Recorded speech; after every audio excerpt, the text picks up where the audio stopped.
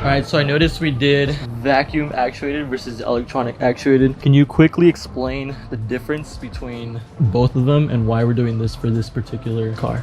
Yeah, so with the electronic valves, what it really does is just like a whole entire electronic system, just plugs straight into the valves.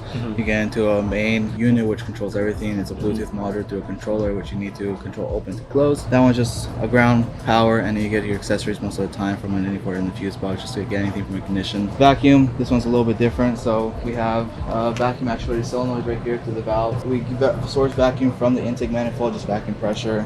We have a one-way check valve. We have a vacuum canister that helps boost vacuum. Then we have the control module with a power and ground switch. Then we have our vacuum cylinder right here that helps actuate the valves. Pretty simple. And then can you explain how you're going to run it through the car? Yeah, so most likely we're going to have to draw vacuum pressure from the intake manifold because this is a V6. So we have one plenum right here in the middle of the engine. Probably tap into one of the vacuum sources. More likely find a grommet right here that's loose or one that's already there. Just cut a little slice in it, run the wires and the vacuum source all the way through here. The fuel and brake lines, tuck it up in there nice and pretty, get through the skid plate, probably run it over here over the subframe, mount it right here on the frame. From there we just source back into the valves. Pretty easy. Yeah.